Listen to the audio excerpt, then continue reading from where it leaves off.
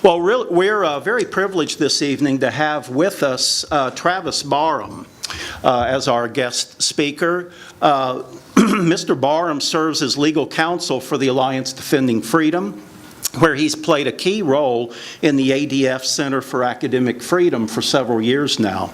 In 2004, Mr. Barham completed the Alliance Defending Freedom Leadership Development Program and earned his JD degree that same year. And then 2 years later, he earned a degree from Washington and Lee University School of Law and joined the Alliance Defending Freedom.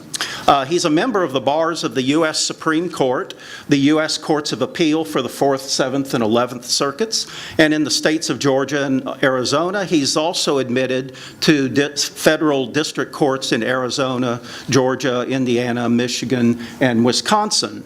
Now, since joining the ADF in 2006, Mr. Barham has focused his legal efforts on protecting religious freedom and freedom of speech, particularly for students and faculty in universities and colleges around the country. His work has been instrumental in securing several strategic appellate court victories. For example, in one highly publicized case, some of you are probably familiar with this particular case, Adams versus Trustees of the University of North Carolina, Wilmington, which the primary litigant in that was Michael Adams, very well-known, very high-profile Christian professor there at UNC Wilmington.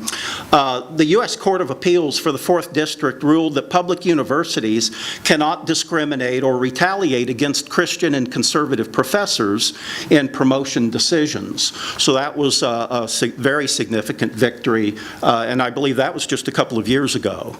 Also, in a couple of other cases, Badger Catholic versus Walsh, the 7th Circuit ensured that public universities must grant religious student organizations equal access when distributing student activity fees. And also, in another case, DeJohn versus Temple University, the 3rd Circuit eliminated an unconstitutional speech code that restricted Christian and conservative students from speaking freely on campus. So as you all know, the Alliance Defending Freedom is one of the great Christian organizations today in the United States, and is really a bulwark when it comes to defending the rights of conservatives and Christians, and in particular issues related to religious liberty. Mr. Barham is married, by the way, with a one-year-old daughter, and he works out of the Lawrenceville office of the ADF here in the Atlanta area. So it's truly a great honor and privilege to have him with us this evening. So please extend a very warm welcome. You know, the simplified version of all that is this. It's sort of a support group style mentality. Hi, my name is Travis, and I sue universities. And as Dr. Bashir has mentioned, I have the privilege of serving as one of the attorneys at Alliance Defending Freedom. As most of you may know, we were founded back in the mid-1990s by men like Dr. Dobson and D. James Kennedy, Larry Burkett, because they began to see that our heritage and our freedoms were being eroded, often because Christians just didn't show up. And when we did, we were not equipped to fight well in the courtroom. So they founded ADF to focus on 3 areas: the sanctity of life, the definition of the family, and religious freedom in general. The funny thing is that as a teenager in high school, I can remember listening to Focus on the Family when Alan Sears was first on, announcing the formation of what was then known as Alliance Defense Fund, never imagining that one day I would end up working for the ministry. But ADF is a litigation powerhouse. That's one of our main claims to fame. We are a litigation powerhouse across the country. In the past 2 years, we have participated directly in 5 Supreme Court victories. We participated in 2 more through writing amicus briefs. So, and in this fall, actually, one of our attorneys, either this fall or early next year, Supreme Court hadn't told us yet, but soon, one of our attorneys is going to be arguing before the Supreme Court once again in a case involving a church preschool program out of Missouri. So, but we're not just a legal powerhouse or a litigation powerhouse. We're also an alliance building ministry, hence the name, Alliance Defending Freedom. So not only do we litigate, but we also run a variety of training programs trying to raise up the next generation of Christian lawyers and Christian judges and Christian legal professionals who are going to infiltrate and influence the legal system from the inside out. So our goal is that when our attorneys walk into the courtroom to argue a case, that we have ADF-trained people working for the judge behind the bench, working for him as clerks. And that strategy is something that the left has been doing for decades and decades. We're now doing the same thing, and it's working with great success. In fact, in the Adams case, that was the situation there. We walked into the appeals court, ADF attorneys arguing. There was an ADF Blackstone intern sitting behind the bench working with the judge as one of his clerks. So not only are we a litigation powerhouse, not only do we run a training ministry, we're also a nonprofit ministry. We do not charge any of our clients for the legal work that we do, which is good because often these cases can last forever. So if you are inspired tonight by what you hear and inspired by our work, definitely visit our table. Say hi to Harrison Smith over there, and he can get you signed up to either support us financially, support us with prayers, or if you know attorneys or students who need to become more familiar with our work, you can send them our direction. Well, back in 2006, ADF created a special division called the ADF Center for Academic Freedom that focuses on defending religious freedom and free speech on university campuses. Why do we think universities are so important? Well, to paraphrase the Las Vegas ad campaign, what happens on campus does not stay on campus. And the attitudes and ideas and the policies that are put in place at our institutions of higher education leach out into the rest of society, and that's actually part of what we're going to talk about today. But to give you an idea of the cases that I get to work on, that I have the privilege of working on, if any of you have seen the movie God's Not Dead, you saw at the end of that the list of cases that scrolled by. Most of those I've had the privilege of working on in one form or another. So it's a tremendous work, a tremendous blessing, but that gives you an idea of what we do. Today, I want to talk about something slightly different. I want to talk about what we see happening around us in our culture, particularly in the area of religious liberties, and what we as Christians should do to respond to it. In 1 Chronicles 12:32, the men of Issachar were praised because they understood the time and had knowledge of what Israel should do. And so to be like them, we need to think carefully about what the Bible calls on how the Bible calls on us to respond to the cultural changes we see going on around us.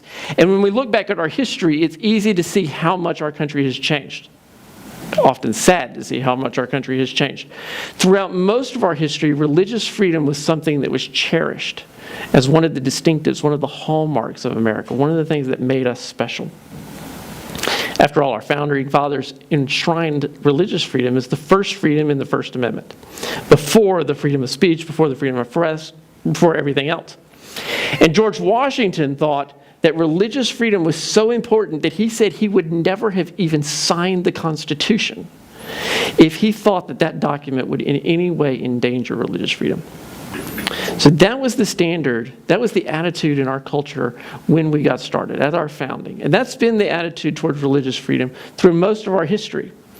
But again, sadly, things have changed. And today, our leaders all too often see religious freedom as something that is bad, something that's even a cloak for bigotry and discrimination and all sorts of bad stuff. So Chai Feldblum was a commissioner on the Equal Opportunity Employment Commission, appointed by Obama. She was asked what happens when religious liberty and the demands of the LGBT movement collide. And this was her answer: I'm having a hard time coming up with any case in which religious liberty should win. A law professor at Harvard University gave this very long quote because he's a law professor. But he is advocating that, first of all, he's saying that the culture war's over and the left won. And he is advocating that the left treat conservatives in the same ways that the Allies treated Germany and Japan after World War II. That's how the left views us. Slightly more succinctly, Chairman Castro, I can't make these names up. Chairman Castro, the U.S. Commission on Civil Rights, explicitly denigrated religious freedom, saying that it is essentially a code word for discrimination, intolerance, racism, sexism, homophobia, Islamophobia, and the rest of the laundry list of evils in his mind. So that's the attitude towards religious freedom from our leadership. Does this affect the culture? Yes. Every day we see the effects of this hostility toward religious freedom at ADF. Doubtlessly, you see it also. Because more and more our culture treats religious freedom as something to be minimized, and those who hold to biblical values as people to be marginalized. We see this on the college campus.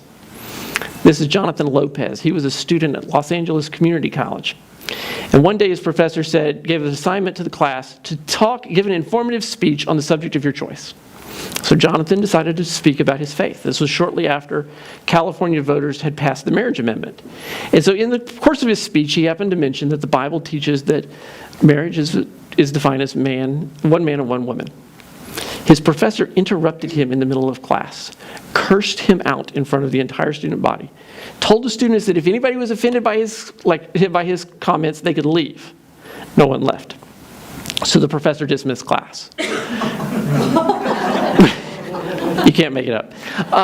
When Jonathan got back to his seat and picked up his evaluations, he saw that there was no grade on it until he looked in the bottom corner and it said, "Ask God what your grade is." My answer would have been A. Thank you.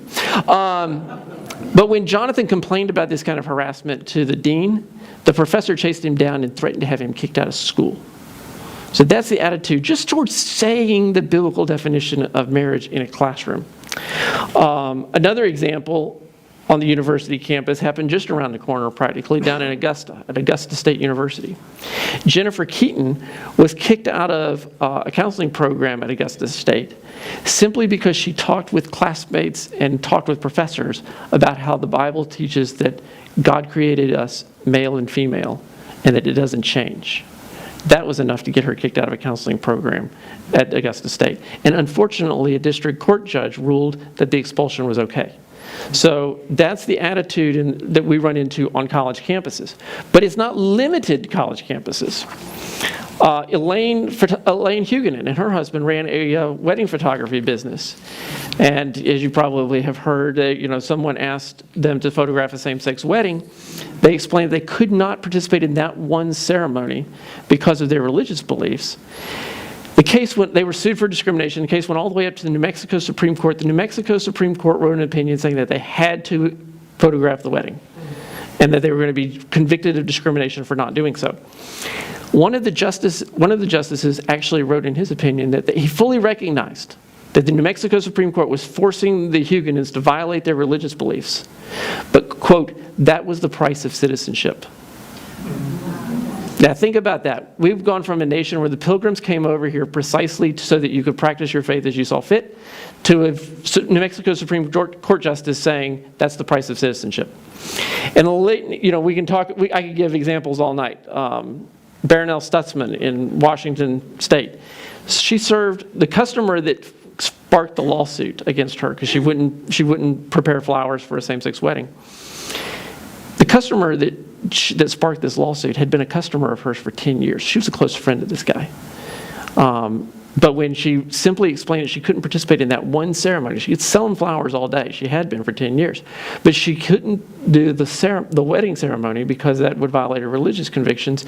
The Washington State Attorney General filed a lawsuit. The ACLU filed a lawsuit trying to take everything away from her. Her business, her house, all personal assets, her dog, everything. Scorched earth.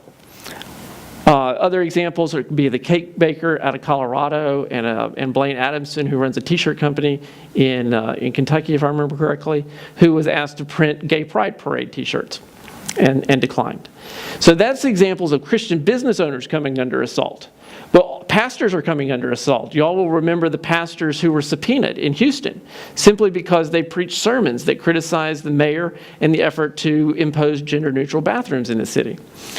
We represented some pastors in Idaho who ran a wedding chapel and were ordered to perform same-sex weddings.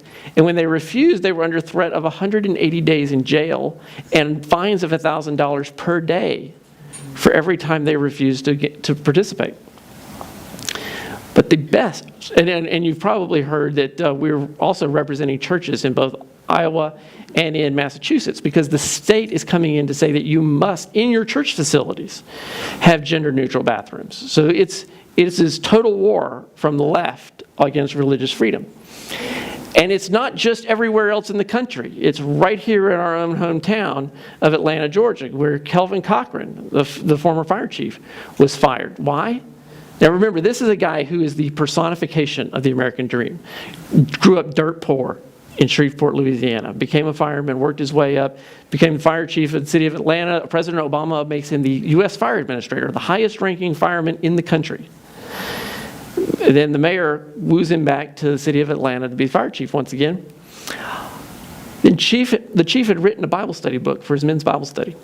And in it, a couple of pages deal with sexual morality and the definition of marriage. That was enough when it got into the hands of a city councilman to get him suspended without pay while the city investigated him. The city's 30-day investigation revealed that the chief had never discriminated against anyone for anything. He was still fired, simply because he had expressed biblical convictions in something that he wrote on his own time. Fortunately, that lawsuit is still going on, and we look forward to taking the mayor's deposition. That'll be an entertaining one. Because the mayor claims he's a Christian, of course, while he persecutes Chief Cochran for simply expressing biblical beliefs. So why has this change happened? Why have we witnessed this change in our culture? And why have Christian values and biblical values lost so much sway in our culture? Part of the answer, there's many answers, of course, part of it is because some Christians have decided that it's simply not worth the time and effort to stand against the cultural winds. Back in 2014, the Kansas legislature was debating a statute that would have offered protections to the Christian business owners like the wedding photographer and the cake baker and others. And you would think that the Christian community would rally behind that bill because it would protect the conscience rights of the men and women who sit in our pews. Well, a reporter went over to a pastor and asked him what he thought of this statute. Pastor was none other than Andy Stanley. And Andy Stanley said that he found it offensive that Christians would leverage their faith to support this statute. Quote, serving people we don't see eye to eye with is the essence of Christianity. A statement that shows that Andy Stanley is fundamentally ignorant of what's going on, because the issue in these cases is not whether these business owners will serve people. They will serve anyone. But the question is, will they be forced to participate in a ceremony, a single ceremony that violates their convictions? So Andy's just wrong on the issue. Then he went on to say that if a bakery doesn't want to serve its product to a gay couple, it's their business, literally, but leave Jesus out of it. Now think about that. A pastor is telling you to leave Jesus out of something. The last time I checked, the Apostle Paul said, take every thought captive to Christ. And Andy Stanley's telling you to leave Jesus out of it. It's absurd. But it's one of the reasons that we have lost so much sway in our culture. The other problem, the larger problem, is that far too many Christians have bought into a whole series of excuses, some of them subconscious, but excuses for withdrawing from these fights, from withdrawing from these conflicts. Some of these excuses sound like good and reasonable ideas. They may even sound biblical at first glance, but they fall apart when we analyze them more. And since you're at an event like this, I'm just going to assume that none of you have ever thought any of these things ever in your life. But you probably have run into people who have. You've probably heard them from other people. And so tonight I want to go through some of these things and equip you so that when you run into these things in the fellowship hall after church, as everybody's milling around the coffee maker, you can be equipped to respond. So what's the first excuse for cultural withdrawal that many Christians will give? And that is, we just need to serve the poor. We need to quit focusing on distractions like these social issues like abortion and homosexuality. And we just need to serve the poor. Christians are too obsessed about homosexuality and abortion. And after all, people are not going to care how much you know until they know how much you care. You can tell I've heard this before. It's popular among millennials. It's popular amongst those who are concerned about social justice. Okay, the problem is that this is simply false. Christians are not obsessed about these issues. Why do we know that? Well, Jesus told us that you know where your treasure is, there your heart will be also. And you can look at where do Christians spend their money and tell what are Christians focused on. So for example,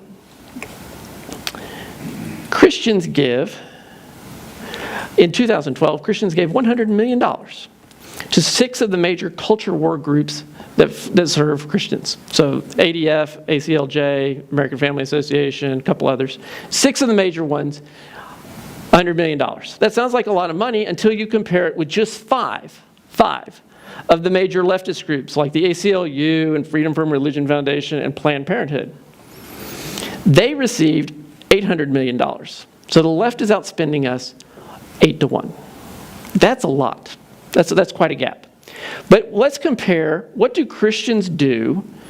There's the same $100 million spent on donated to cultural organizations. What do they do when we compare this to groups that provide poverty relief? And I'm just going to say, let's just pick three of the major groups that provide poverty relief: World Vision, Compassion International, and Samaritan's Purse. Those groups received $2.1 billion in the same year. So Christians were spending 21 times more money on poverty relief than we were on culture issues. Now, I want to be clear, I'm not begrudging any of these poverty relief organizations 1 red cent of what they received, okay? Christians should support poverty relief. But don't tell me when we spend 21 times as much on poverty relief that we don't care about the poor, or that we're obsessed about these cultural issues. We're not. So it's just a false narrative. The other problem with this excuse is that it ignores that if you want to really reduce poverty, what are you going to do? You're going to strengthen marriage and strengthen families, because that's going to reduce poverty more than any number of government programs. So if you really want to focus on those, if you really want to reduce poverty, let's talk about these cultural issues, and let's get people to where they are living a better lifestyle and avoiding poverty that way. Excuse number 2. We just need to preach the gospel. We need to quit focusing on these distractions, these cultural issues, and just preach the gospel and fulfill the Great Commission. And if we will do this, the world will quit hating us so much. There's at least 3 responses to this. First, this ignores the fact that standing for biblical truth helps advance the gospel. Galatians tells us that the law serves as a schoolmaster. So if we articulate high biblical standards, it helps people see that they need a Savior, that they fall short and they need a Savior. Second, this fundamentally misunderstands the Great Commission. In the Great Commission, there is one command. There is not 2. In the Greek, go is not a command. It is a participle. It would be better translated as you are going, which incidentally makes it far more powerful, because it means that whatever you're doing, wherever you are, as you're going about your daily business, fulfill the Great Commission. But the command is to make disciples. That's the command, make disciples. And there's 2 parts of that: baptizing them and then teaching them to obey all things I've commanded you. So we're here to make disciples, not make converts. And part of making someone a disciple is to teach them to think biblically about all the issues. So again, as Paul said, we are to take every thought captive to Christ. And third, this excuse ignores what happens when we preach the gospel. In Matthew 10, Jesus sent out the disciples and said, he sent them out just to the people of Israel. He said, go preach the gospel. Heal the sick, raise the dead, do all the things that people who would articulate this excuse would say would make us popular, you know. And what did Jesus say was going to be the result of this? Oh, you're going to be delivered up to councils, you're going to be scourged, you're going to be brought before governors and kings, you'll be hated by all for my name's sake. So even if we were just to preach the gospel and we were to avoid all the social issues, we would still be hated by the world. So it's not going to help. Excuse number 3. Listen, Travis, you've got a point, but this just doesn't affect me. All these cultural issues, they don't affect me. This is one I hear a lot from all sorts of Christians. It can be people who are Christians, but they're not business owners. So, what happens to a lane photography doesn't bother them. It can be pastors who are upset at the restrictions placed upon what pastors can say from the pulpit. They say, well, I don't want to say anything like that, so it doesn't bother me. It could be other business owners who say, well, I wouldn't have a problem baking the cake or fixing the flowers, so who cares? Or it could be Andy Stanley who just says, just leave Jesus out of it. Or it could be other college ministries who say, well, listen, that other group got kicked off campus, but that didn't affect me. And in fact, getting that other group kicked off campus might bring more kids to my meeting. This kind of thinking is just plain stupid. When our culture changes, it affects all of us. And we all sense that. I mean, think about how much culture has changed just within the past couple of years, where now defending the very notion that we have separate bathrooms is some sort of revolutionary act and actually requires courage. Think of Jonathan Lopez, marriage is one man and one woman, and getting cursed out in his class, or Kelvin Cochran losing his job for saying the same thing. The notion is also quite short-sighted, because when religious liberty declines, it affects all of us. It doesn't affect just one denomination, because the world doesn't look at us as denominations, it looks at us as Christians. Unless, of course, it's trying to play the divide and conquer game, which it's quite effective at. So what is our response? We need to, when it comes to religious freedom issues, when it comes to these cultural issues, our attitudes needs to be the three musketeers, one for all and all for one. Now, this does not mean, of course, that we have to agree on theological issues. It doesn't mean that we need to agree with every other Christian's personal convictions on every single issue. But we should be able to agree that the government should not be allowed to override a citizen's religious freedom. The government should not be allowed to force someone to violate their conscience and violate their religious convictions. On that, we should be able to find common ground, even if we disagree on the particulars. Excuse number 4. And this is one that you probably hear more often in Baptist circles, and I say that as a Baptist. And that is, the rapture is coming. The Lord is coming back before we know it. And in the end times, things are going to get worse and worse and worse and worse and worse. So why rearrange the deck chairs on the Titanic? You've heard this before. Well, the problem is that this is nothing more than using eschatology to excuse complacency. That's all it is. Now, I recognize that some people in this room, especially since I'm in a PCA church, might relish the opportunity to debate the eschatology. Okay. Personally, I would say that you're probably not going to get anywhere in convincing someone on that issue, and you're not going to convince them on how they should change their views on engaging the culture. So, fortunately, you don't have to, because Scripture already, even if you are a pre-tribulational person, Scripture already rebuts this excuse. We're all familiar with Jeremiah 29:11. It's in the greeting cards, the graduation cards, and so on. But it presents a parallel situation, because the people of Israel were in exile in Jeremiah 29. And this was a letter from Jeremiah to the people in exile. And those people in exile are in the same position as we are. Okay? We both live in a place that's not our ultimate home, because that's where God has put us. They were in Babylon, we are on earth. We both know that we're going to be in this location temporarily. The people there knew that they were only going to be in exile for another 70 years. And then they knew they were leaving. We know that we're on this earth until the Lord comes back, and we don't have a clue when that is. And that's the only difference between them and us. They knew when they were leaving, we don't. So what was Jeremiah's instruction to them? Jeremiah's instruction was build houses and plant gardens. Long-term endeavors. Get married, have kids. Have your kids get married and have grandkids. Seek the welfare of the city where I have placed you. Pray for the city, because in its welfare you will have welfare. Those were the instructions, to seek the benefit of the community where God has put you temporarily. So if those instructions apply to the people of Israel in exile, if they knew when they were leaving, how much more do they apply to us when we're here on earth temporarily and we have no clue when we're leaving? It could be tomorrow. It could be 2,000 years from now. So we're out of here. The rapture is just not a good reason for complacency. We shouldn't use our eschatology to justify complacency.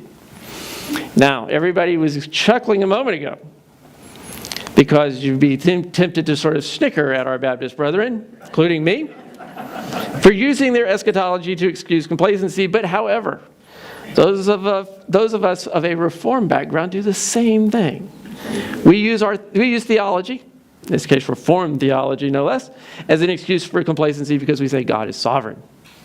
I remember talking to some folks at the Christian college I went to, and was talking about some troubling signs I was seeing in college governance, and saying, we need to do something about this to change it. The person I was talking to was like, Travis, don't worry about it. God is sovereign. I was like, yeah. And Harvard used to be a Bible college. Several years ago, we were involved in a situation at Vanderbilt where Christian clubs were being kicked off campus. And there was one group on campus sadly RUF, who used almost the same excuse. A friend of mine was counseling them on how they needed to respond to being kicked off campus and why they needed to take greater action. And the response coming back was, well, you just don't understand your Reformed theology well enough now, do you? So now, is God sovereign? Of course. Does he control everything? Of course. You even get a Baptist like me to admit to that. But does this mean that we can sit back, withdraw from the culture where God has providentially placed us, and then blame him for the rotten ruin that we witness around us? No. God's sovereignty does not replace our responsibility. In Genesis, God was sovereign, but Noah had to build the boat. God was sovereign, but Esther had to risk death to go stand in front of the king.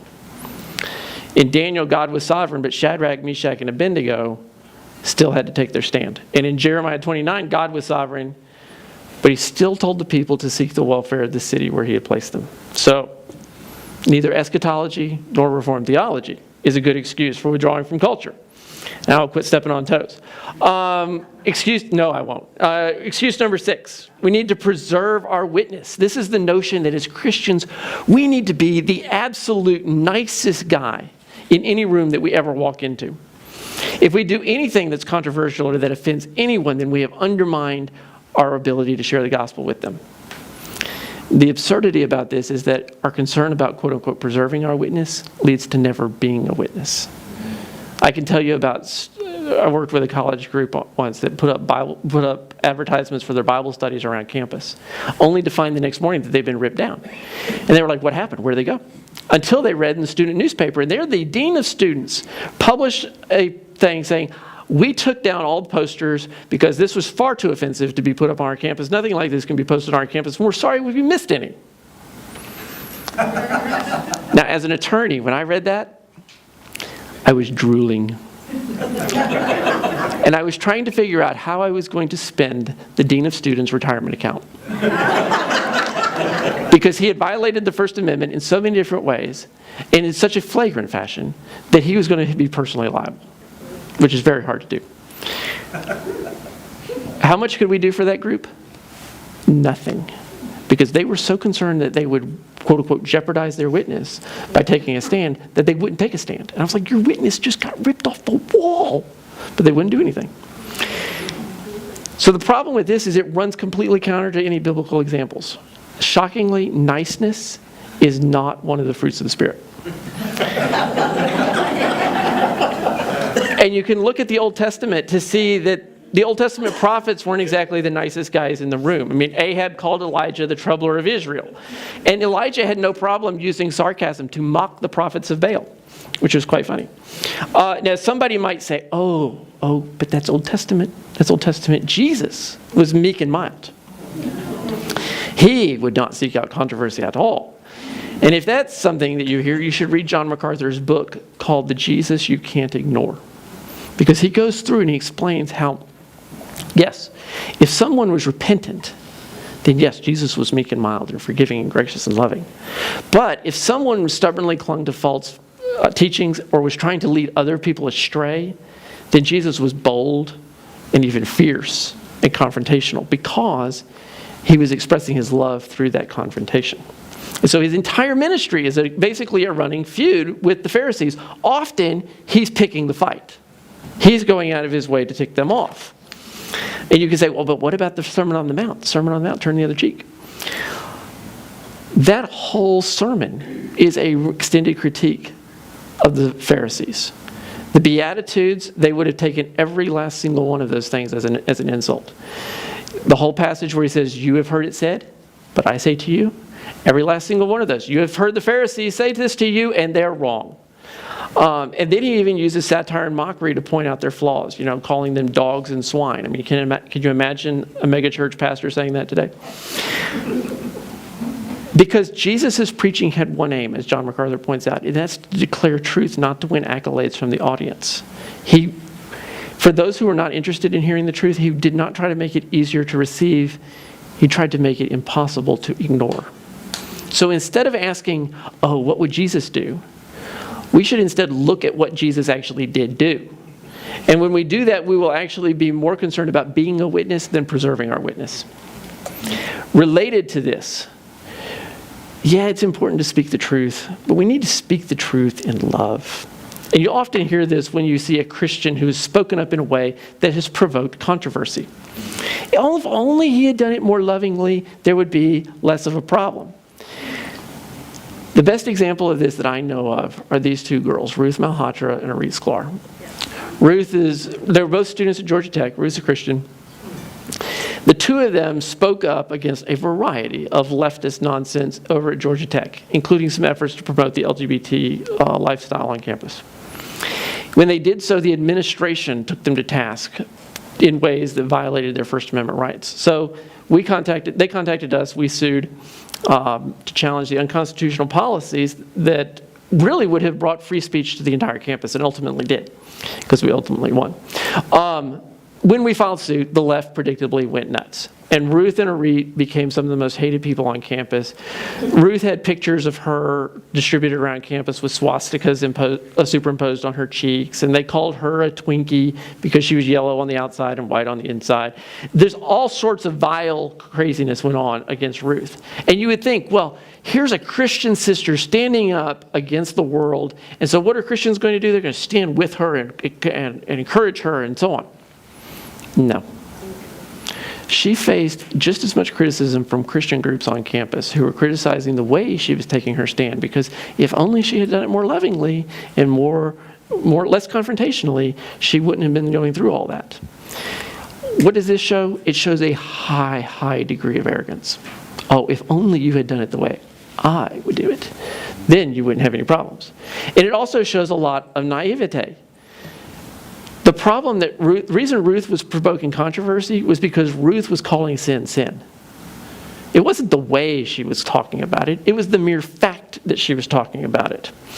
And we as Christians need to realize that, especially as our culture moves further and further from biblical standards, what are we called to be? Salt. We're called to be salt. And what does salt do? Burns. And it's going to, especially as our culture continues to move, to drift. Here's what we also need to remember. No one was more Christ-like than Christ. Jesus never had to wake up and ask, what would Jesus do?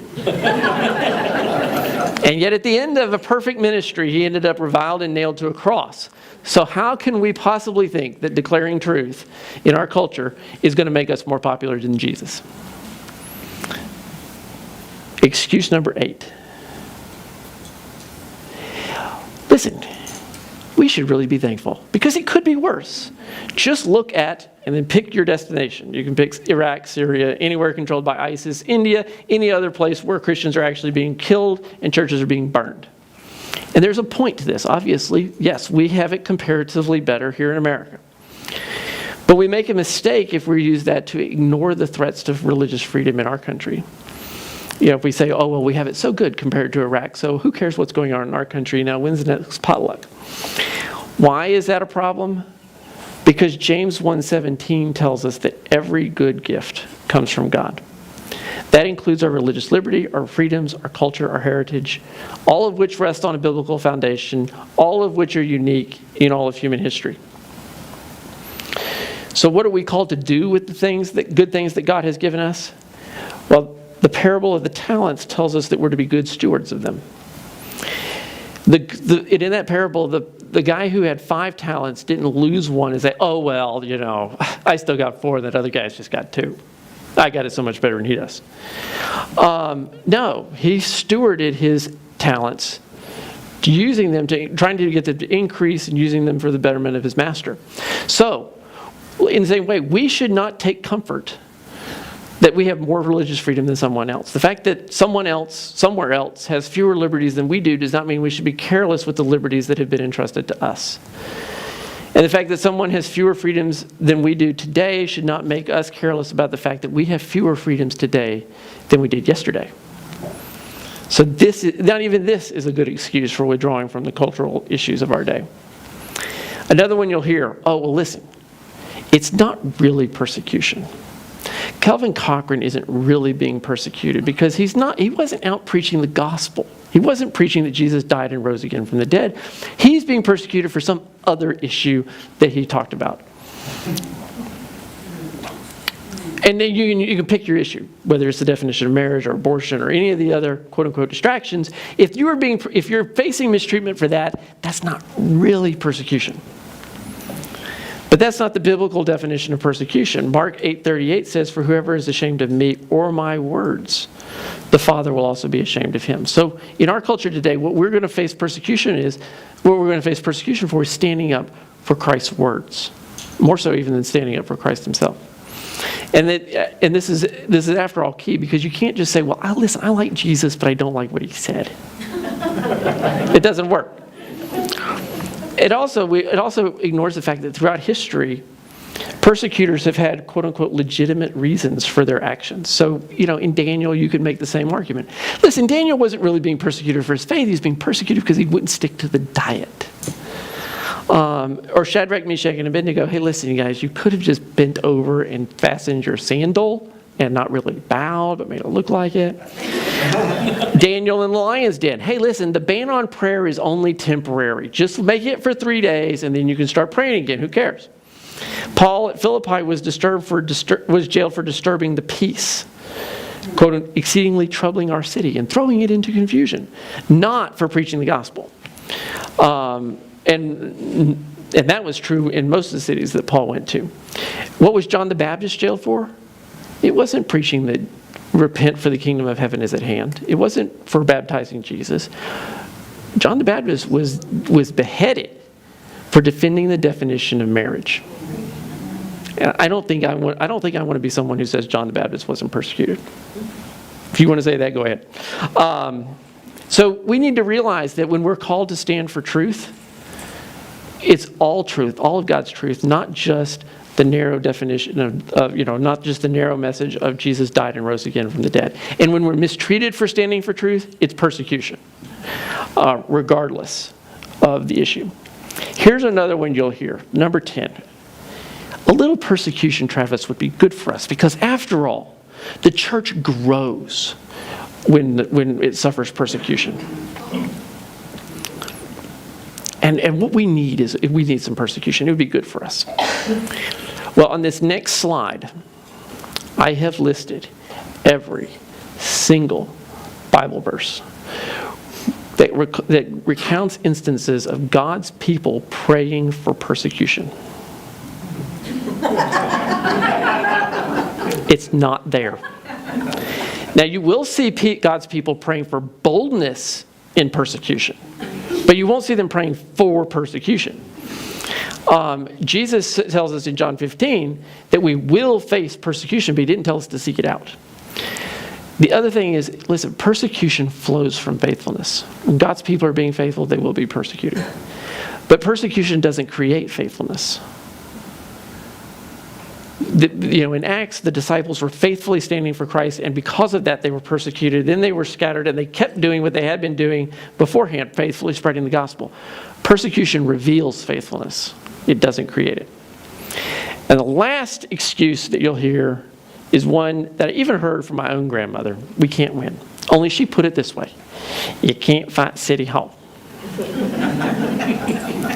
And I could give a number of different responses to that. There's the scriptural response that tells us that we're called to be faithful and let victory remain with the Lord, or as both John Adams and Stonewall Jackson said, duty is ours, consequences are God's. Shadrach, Meshach, and Abednego did not ask, will we win? They just said we have to be faithful. I could talk about statistics, and I could tell you about how, by God's grace, we have won over 80% of our cases at ADF. So we can win these issues.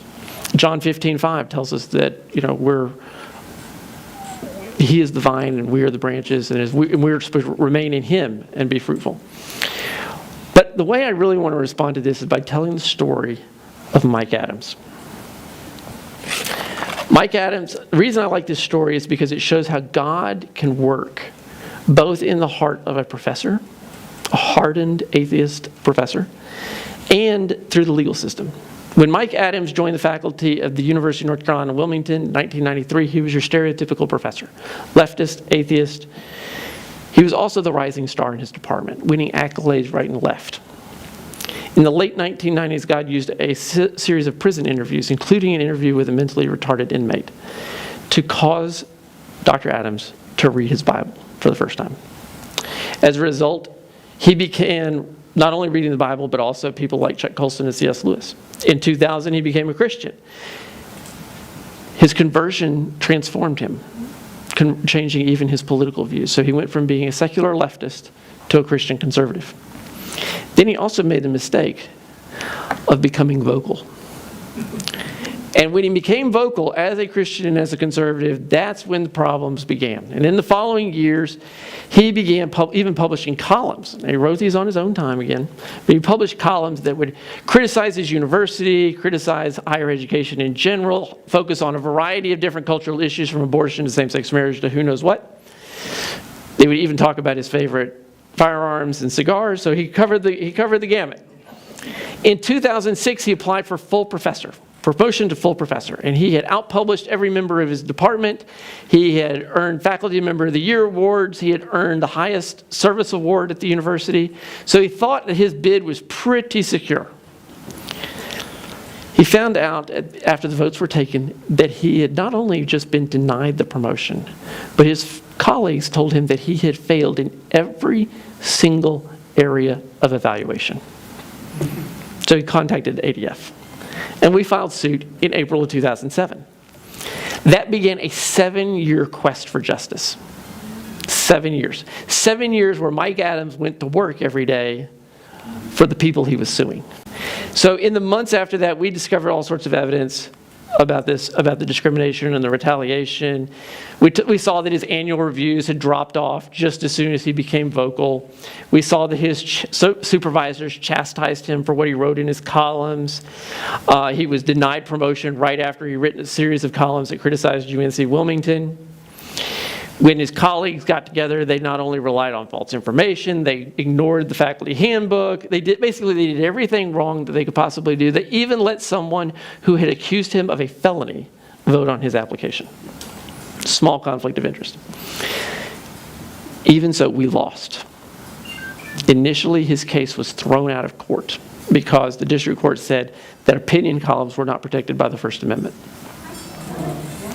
So we appealed the case. And imagine this, you are Mike Adams, you are a free speech advocate, and you have just lost your free speech case. That was one of the most difficult phone calls I've ever had to make. So we appealed the decision, and a year later, the U.S. Court of Appeals for the Fourth Circuit ruled in our favor, said, no, district judge, you're wrong. First, opinion columns are protected by the First Amendment. Go back and go back and look at this again. That Fourth Circuit decision is now one of the leading precedents in the nation on faculty free speech rights. So we went back to the court for trial. Trial happened in March of 2014, a 4-day jury trial. Because the question was, did UNC Wilmington deny him the promotion because of what he had written, or did they deny it for some other reason? And of course, they were coming up with all sorts of other reasons. And I will never forget watching the jury file back in after that verdict. They had been out deliberating for about 3 hours. And they had to answer 2 questions. Did they deny him the promotion because of what he had written? If so, would they have made the same decision anyway? And we had to have yes to the first one, no to the second one, otherwise we lost. Jury reads out the verdict. Did they deny him the promotion because of what he had written? Yes. Would they have made the same decision anyway? No. And I'm getting chill bumps right now, just telling the story. So as I'm sitting in the courtroom, as that comes down, we won. After 7 years, we won. And I'll never forget standing up after that was over and seeing Mike Adams bent over his chair. And Mike is usually a very happy-go-lucky, outgoing guy. One day, hopefully you'll have him come here and speak, and you'll get to see that in person. But he was in tears. 7 years. Vindication finally at last. What does it show? Not only did the jury rule in our favor, the court ordered UNC Wilmington to give him the promotion. They ordered him to pay back pay, and they ordered, and UNC Wilmington eventually ended up making a $615,000 donation to Alliance Defending Freedom for attorney's fees. They were one of our largest ministry friends that year. We almost sent them a thank you note.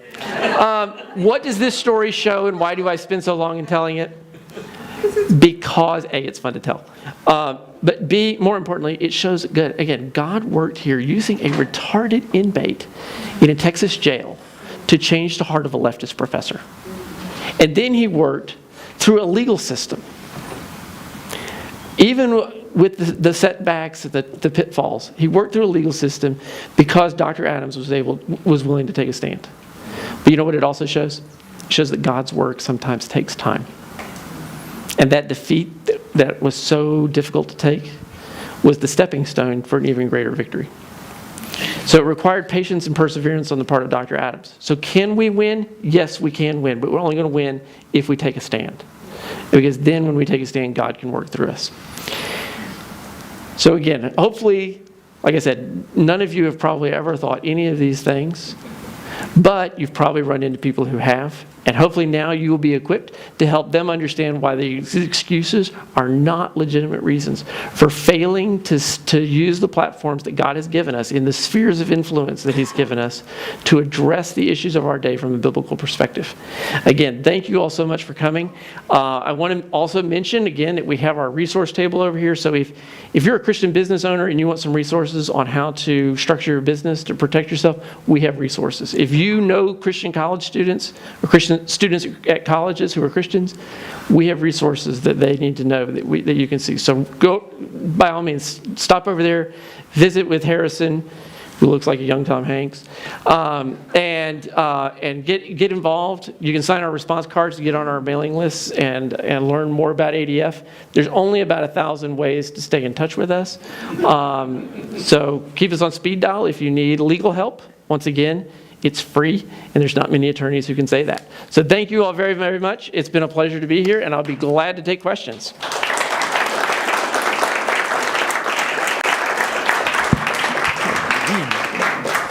Thank you, Travis. It's really good to know if you happen to be a Mike Adams at your heart that there are Travis Barhams in the world who can come to your help and defense. That would be great. We've got about a half an hour for questions. That would be great. We usually try to wrap up around 9 o'clock. We have a couple of ground rules. Please make your questions. What a concept, right? Not an opportunity for a soliloquy or what have you.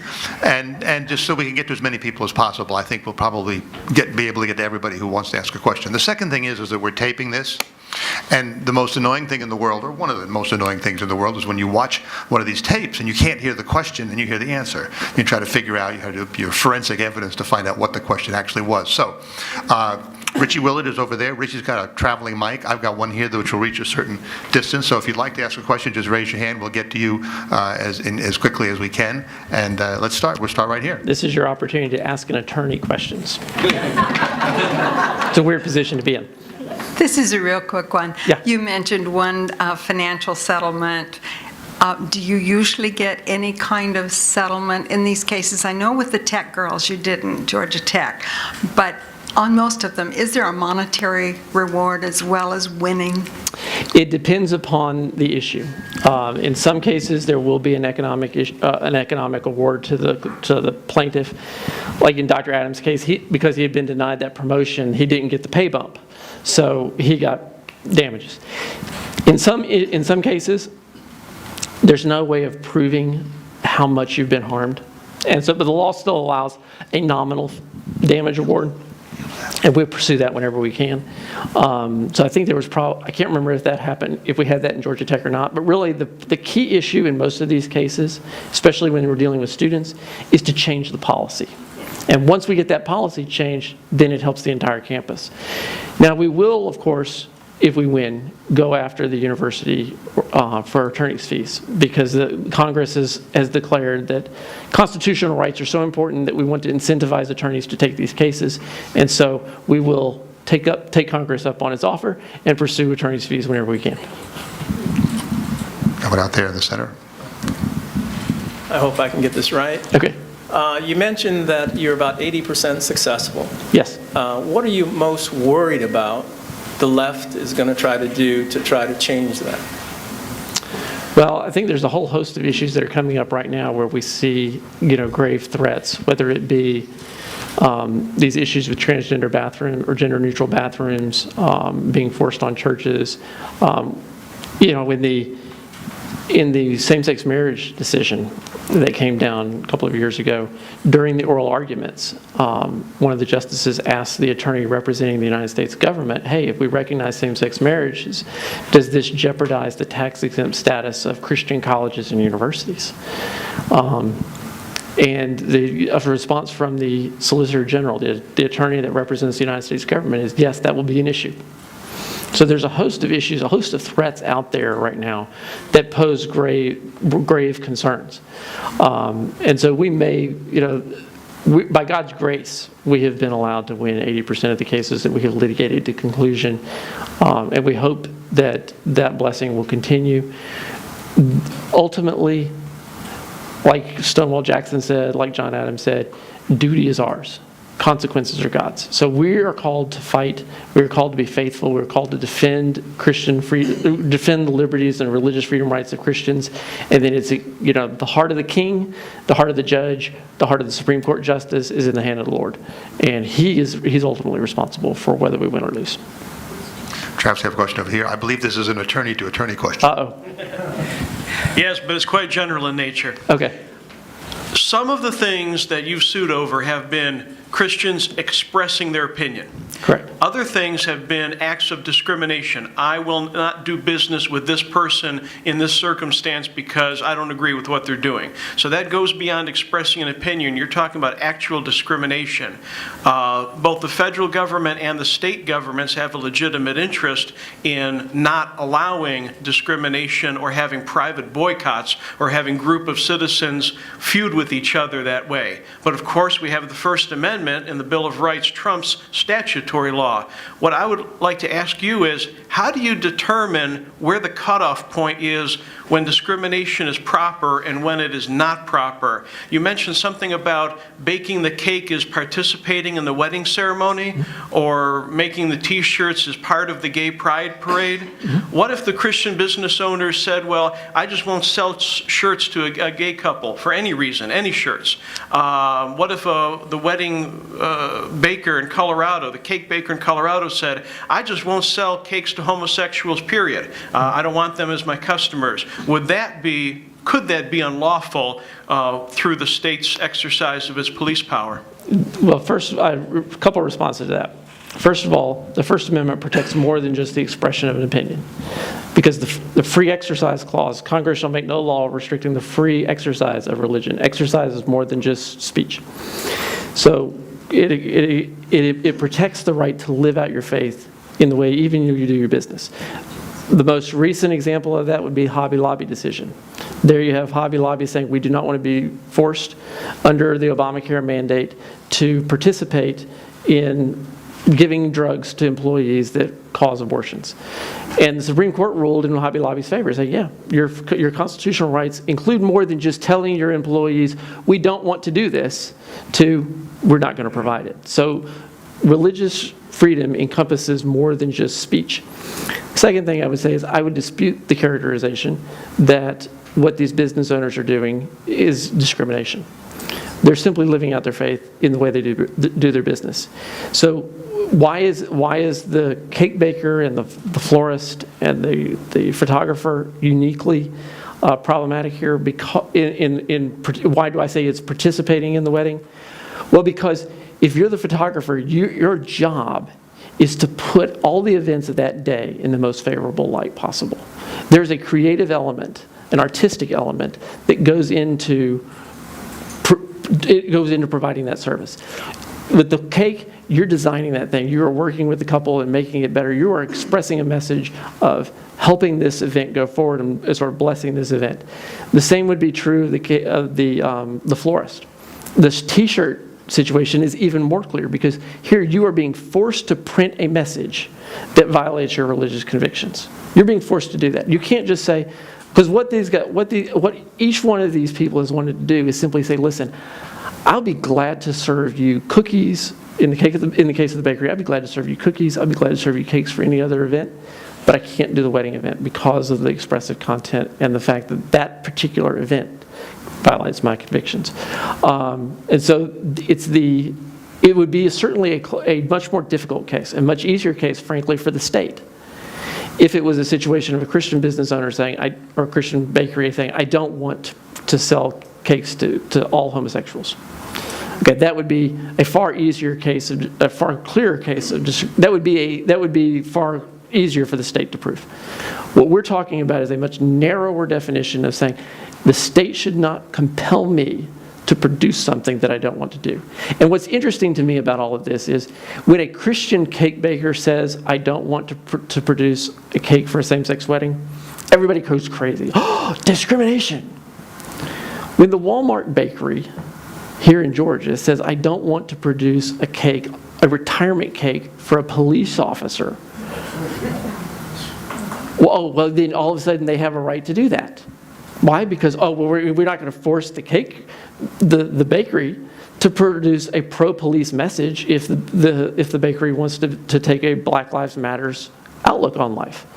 And so it's a very selective outrage. And I would say that we should have a consistent standard across the board. If the Walmart bakery here in Georgia doesn't want to bake the police chief's retirement cake, fine. Take your business elsewhere. That's called free speech. But the same token, a Christian business owner, a Christian wedding cake maker should have the same privilege of saying, you will not coerce me to use my artistic talents for something that violates my religious convictions. We got one over here, Bruce. Got one? Good. Jay. You gave us 11 excuses, but Yes. I think the 11 excuses probably can be grouped into two. One is a wrong theology. The second is a personal reason, whatever it's a lack of courage or complacency or selfishness, whatever.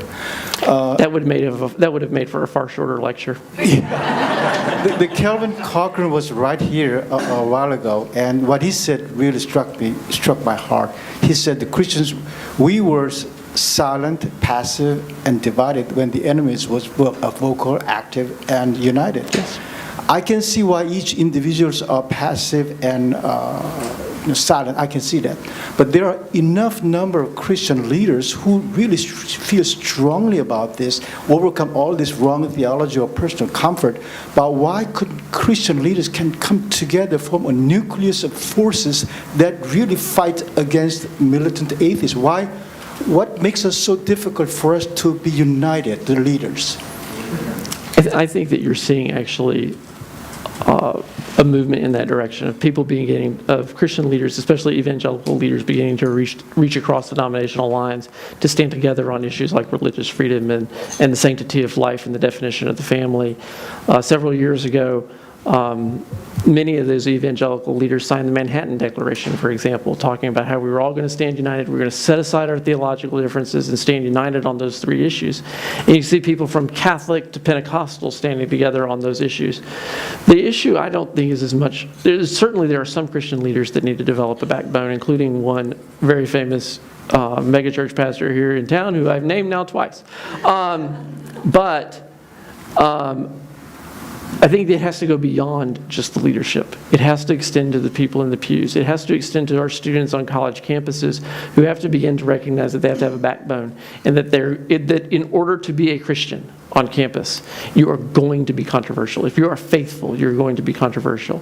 And we have to be prepared for the culture to come back at our face and say, oh, you say you're a Christian, you're a bigot. You're a bigot. You're hateful. You're this, you're that. And we have to be we have to be ready for that. And realize that the response to that is not to back up 3 steps and go, oh, no, I'm really the nicest person in the world. If only you knew me. And say, no, that's absurd. And you're just using that as a dodge to avoid dealing with the ideas that I'm putting forward. So we have to develop more of that backbone and recognize that we're not in a culture anymore where it's going to be comfortable to be Christians. And that's not just something that our leaders need to understand. That's something that every person in the pew needs to understand. What I don't understand is that when the LGBT community come together, they come together real quick, but we have been living this thing for 50 years. We're still not doing it for 50 years. What have you been doing for 50 years? But in many, Well, we have had groups that have been dealing with this for many, many years, Alliance Defending Freedom being one of them, and there are other organizations that have been dealing with these issues for a lot longer and have been crying out to Christians to take notice. Alan Sears years ago wrote a book on the homosexual agenda, and at the time was poo-pooed for being alarmist. Well, now we're here. And so, but that's an example of where all too often, you're right, the LGBT community will often march lockstep and will get very active very quickly. Whereas we Christians all too often say, listen, that's something for the leaders to deal with, not something for me to deal with. And what we see is that when Christians will take a stand, things will change. I'll give you an example. Recently in California, they were going to pass a bill, SB 1146, that was going to basically put Christian colleges and universities out of business or subject them to heavy fines. That bill was sailing through the legislature until Christians in California began to stand up and ring the alarm bells. But it wasn't just leaders who did that. It was a lot of people who started ringing those alarm bells. And what we found was, once people stood up, even the liberal state legislature in California stopped that bill or took out the most problematic portions of it. The threat's not gone. They'll try again. They always do. But the point is that even in California, when Christians take a stand, and not just leaders, but people in the pews, we can't delegate our activism. We have to get personally involved, and then things can change. If I may, don't mean to interpose myself, but Harrison, right? He told us a story at dinner. I think you were Yes. talking to someone else Go ahead. about the young lady who came to one of your conferences to try to understand your messaging and what she said about the disarray in their community. And so before we think that they're all organized and we're not, I think it'd be good to hear that. Can you do that? Yeah, absolutely. Anybody familiar with Citizen Impact? It's a smaller ministry, but they're involved in politics, getting Christians to be aware of what the issues are. We are allied with over 400 now? It's a lot. We always say 300. Many but hundred. Hundreds and hundreds of allied organizations. So one of the biggest things that ADF is doing is we are trying to do just that. For whatever reason, it is very difficult. Maybe it's theological lines, political lines, but we have a hard time working together where we seemingly think, well, the other side is so great at this. So I was at this event. ADF was, one of our attorneys was speaking. I was there running the table. And a lady was there. I'm going to tell this way quicker than I did at dinner. But there's a lady there that stood out. The crowd very much looked like this. And there was a younger girl, maybe a little older than I am, tattoos coming up out of her clothing, piercings. You're kind of like, you don't really look like the constituency that's here. And so we were kind of figuring out, is she a plant? Because that will often happen at those kind of events. Picking up everyone's information from all these different groups. And so another lady and I were like, let's go sit by her. Let's go pray for her. And so we snuck. She was in the back pew furiously taking notes. We ran over there. And long story short, after the presentation from our attorneys on transgender bathroom bills, which she was furiously taking notes on, but also very intently listening and taking and nodding in agreement with a lot of things, and we're like, that's strange. And I was like, it's all a tactic. She knows we're on to her, so she's playing it up. But I talked to her afterwards, introduced myself, played ignorant, said, hey, where are you from? Why are you here? What organization are you with? And she actually was very honest, very sweet. She said, I'm a radical feminist, and I'm here actually to learn how your side is messaging the transgender bathroom bill issues, because you guys have such great messaging and you're all together, and it's like when something happens, you all get together so well and your messaging's perfect, and we're all over there going, how do they do that? How are they working together? And I'm like, you realize we say that about you guys, right? And she goes, yeah, I know. She goes, we're in total disarray. She goes, we can't agree on anything because the progressive movement is progressing so quickly. I was mentioning this to someone after dinner, that all these groups that are marginalized now, all of their rights are now running into each other. And the feminists, she said, the transgender movement is completely working against what we've been trying to accomplish for decades. I jokingly and in jest said, so how do you feel as a feminist, how do you feel about a man winning Woman of the Year last year? referring to Bruce Jenner, Caitlyn Jenner, and she goes, exactly. That's why we have a problem with all of this. So she goes, you actually have an ally in this issue. She goes, I'm all for the lesbian, gay, bisexual stuff, but the transgender thing, she goes, we're actually on the same page, and I'm here literally taking notes so we can understand how to talk about this. So don't think that they're all together, because from their own side they said we're in complete disarray, but they do put on a great front, and their radicals do get together very well, very quickly, and to me that's inspiring, because it's what I was going to mention is HB 5 was a great example of the Houston pastors. That was a great example of conservatives and Christians and the church coming together with one voice. They ignored us for a while. There were weeks, days and weeks in there where the media was not picking it up because they didn't want to. But we made such a loud noise and got so many people involved that we actually got the attention of the media. We got the situation turned around. And so we, Alliance Defending Freedom, and all of our allies, we're trying to find ways to replicate what we did there. But it is unfortunately very difficult. The transgender bathroom bill issues, there's not many people willing to stand with us on that issue. As Travis said earlier, it's amazing that it takes courage to stand for, hey, men, you got to stay with the men, and ladies, you got to stay with the ladies. But unfortunately, we're finding that there aren't many people that are willing to stand with us. There are Christian organizations that are like, we're not going to touch that because of what it'll look like, what will be called bigots, that kind of thing. So Travis nailed it in that it's us, the people out there in the culture, willing to stand, whether you're a business leader or just a retiree or a student, whatever it may be. It's the cumulative effort. It's not just defaulting to our holy man in the church or our respective ministry leaders. That was not short. I apologize. And rest assured, this is coming to a church near you. Oh, yes. I mean, I just started a 3-year stint on the Constitution and Bylaws Committee at my church. And we have a new pastor, and one of the things that they wanted to add to the Constitution and Bylaws was something about this transgender and homosexual weddings and so forth. And we said, fine, so we've drafted the words. And then the question is, well, what's going to happen when we finish with this? Are we going to post this on our website? And then it goes, well, I'm not so sure we really want to do that, you know. Shameless plug. We have resources for that. Well, very right, issue. I'm sure. Pity the poor pastor who thinks, you know, if I make that decision to post it, I'm subjecting everybody in the congregation to the potential blowback and heavy weather that could come from that when somebody trolls through and sees that language and makes a big deal out of it. So coming to a church near you. We had somebody over here. Well, I'm fascinated. I can see somebody that's gone before the Supreme Court. I have not.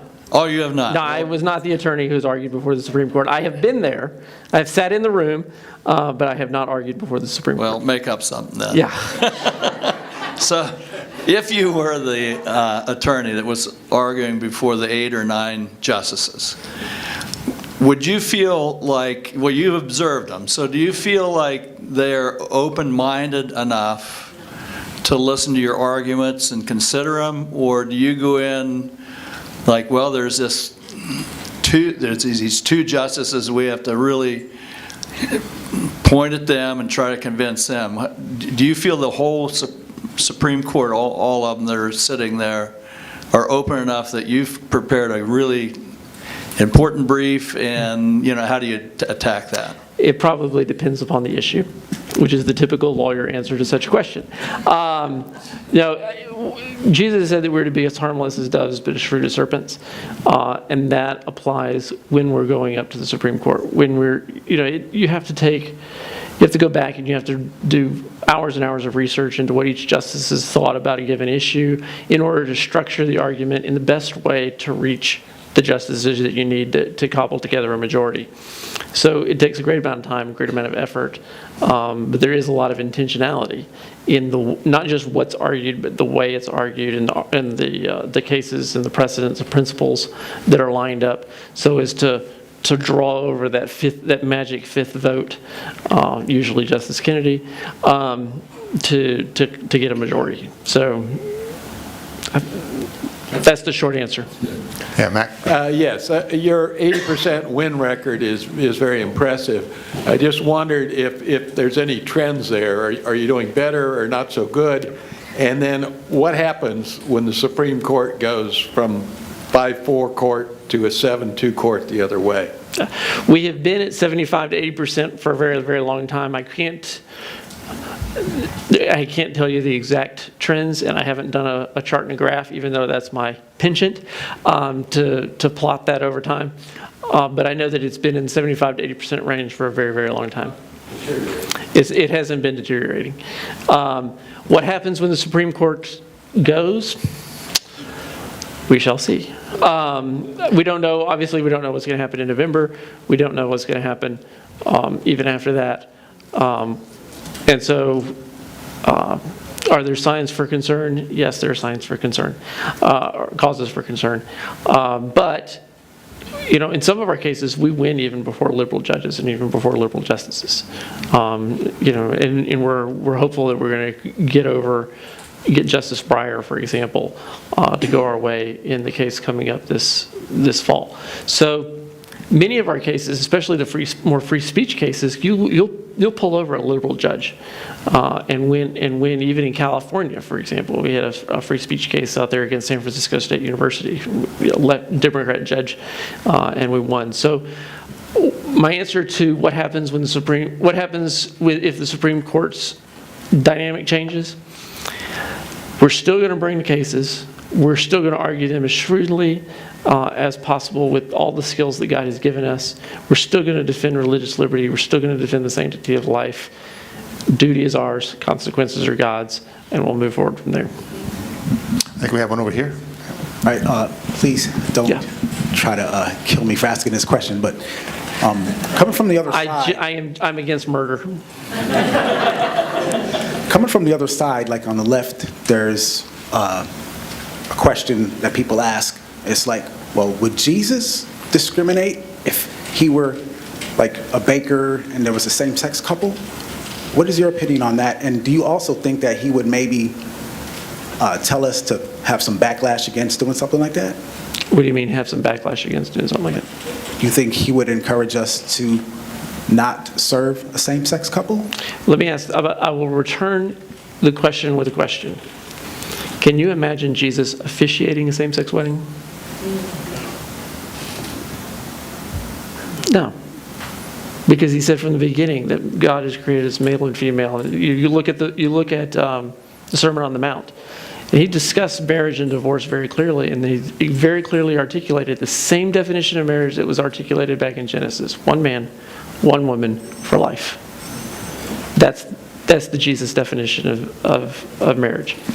So, would Jesus participate in a same-sex wedding? No, I don't think so. Why do I not think so? A, because Jesus, when he was called upon to discuss the issue, talked only in terms of one man, one woman for life. And second, we can go back to 1 Corinthians 13. It talks about the definition of love. Love does not rejoice in evil. And the Scripture has clearly defined where sexual conduct is supposed to be. It's supposed to be confined to one man and one woman. It's clearly, every reference to homosexuality in Scripture is of saying that this is something that should not happen. I can't see Jesus celebrating evil.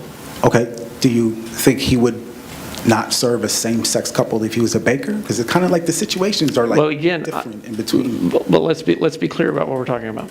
I'm not saying that he wouldn't serve a same-sex couple. Saying, would he participate in the wedding and help the wedding go on? And if he wouldn't officiate the wedding, I don't see him doing anything to help the wedding and celebrate the wedding and promote the wedding in the process, because that is falling into the same category as rejoicing in evil. And that's not love. See, that's another thing that we have to deal with. Yes, we are called to be loving. And when Jesus ministered on earth, he was loving, especially to those who recognized their need for a Savior and recognized their sin. Yes. But part of loving is being willing to tell someone when they're wrong. So a professor of mine used to ask the question, are you negative enough to be positive? And we can't just be positive to support everything, because Scripture says some things are wrong. And sometimes we have to be negative enough to be positive. Harrison. Could I actually add something to that? I think that's a great question. I don't think anyone's going to kill you for it. We're very near the end of our time. So. Yes. So very quickly, in addition to that, I think the marriage issue, we often will pose that question. I get asked by millennials my age that question all the time. And I had a similar response to Travis the other day when I had a gentleman say, well, I think the Christ-like thing would be to do the wedding. And I said, we can have that discussion. The matter is, should the government come in and force you to do something against your will? But even on the Christian note, the question I posed to him, I said, if you're a t-shirt printer, which like one of our clients, I said, you're a t-shirt printer. Someone comes in and says, I want you to print this racist message on a shirt. It's just for me. Are you going to print it as a Christian? No. He goes, and I said, of course you're not. What if it was this just blatant profanity, F the police, or some derogatory t-shirt towards women? As a Christian, are you going to do that? Why? Well, because it goes against your beliefs. It goes against your morality, your conscience. It's the same thing with marriage. It has nothing to do with the gay couple. Barron Stutzman served the gay man for 10 years and has employed homosexuals. The t-shirt printer did t-shirts for a lesbian band. And the purpose is the message. What is these people are creating and telling stories. Whether you're a photographer, you're a cake baker, you're a part of creating a story and telling it. And can you do that in your conscience? And if the answer is no, you should legally have a right. You do legally have a right to not partake or promote a message that disagrees with your conscience. We have time for about one more question. Oh, go ahead, Doug. You mentioned that you've won 80% of the cases, or approximately thereof. And those are cases you brought to trial, is that correct? Not me personally, Well, no, but Alliance Defending Freedom. Those are 80% of the cases that we have litigated to conclusion. And that doesn't necessarily mean that we went in and had sort of the Perry Mason moment in a trial, but it means that after the legal proceeding was done, who won? So sometimes the judge has issued a decision striking down a policy, and that ends the case. That counts in the 80%. Sometimes it's a jury trial, like with Mike Adams, 4-day jury trial. We had our Perry Mason moment, and that would count too. So Okay, here's my question. And I don't follow it that closely, but let's say the other side, my guess is, and maybe I'm wrong, that they're bringing a whole lot more cases to the courts. And do you know, if so, how much more? What their win rate is? Yeah, 5 or 10 times as much, and then also their win rate. I don't know what their win rate is, but do they have more capacity for creating mischief than we do? Yes, they do. You know, I flashed the slide up there about how I think it was in 1 year, Christians donated $100 million to groups like ADF that do these kinds of issues. And the other side, just a few of the other side's organizations had 8 times as much money. So with more money and more funding comes more capacity for mischief. You know, they also have the universities on their side. It's like a wholly owned subsidiary of the left. Is there great resources from the other side to make mischief? Of course there is. But, Gideon was called to fight with 300 men, and we're called to fight with the resources we have been given. So I don't know the specific answer as far as the win rate, but that's my response. Okay, no, that's admirable that you're doing that. And I guess I wanted just a general idea, and you may not know if indeed they're bringing, let's say, 5 times as many cases, or even 10 or 20 times as many cases to the courts. And I understand if you have no idea. But I don't know the answer to the question specifically, but I'll say this. Sometimes it's not just the bulk volume of cases, it's the strategic cases that count. And so if you win the strategic cases, sometimes, to use the biblical analogy, there'd be times where you could where one can put to flight 1,000. And so our goal, and one of the things that we really try to do, is we make sure that we have a whole bunch of people calling in, and what we're trying to do is find out, okay, which one of these cases, which one of these kinds of scenarios, what issues are the things that are going to be sort of the leverage point to change culture. And so if we can win that one, it may put to flight 1,000. If we can, or The other thing that Alliance Defending Freedom does is we look around the country and we look for other allied organizations that have strategic cases. And we don't necessarily try to come over and take over those cases. What we'll do is we'll fund them. And so we magnify our effort, not because it's not about us. You know, John 15:5 is our key verse. It's what permeates everything we do. We're not here trying to build an empire. What we're trying to do is build an alliance. And so if there's a like-minded organization that has a case that's strategic, we will come alongside them with funding, with media resources, with whatever we can do, because the ultimate objective is to preserve religious freedom and to defend the sanctity of life, preserve the definition of the family. Whoever does it, whoever gets the credit, great. The objective is to win. And like I said, sometimes it's not just who can file the most cases, but who wins the strategic cases, who wins the cases that matter. I appreciate that answer. Can we show our appreciation for Travis one more time? Thank you all very much.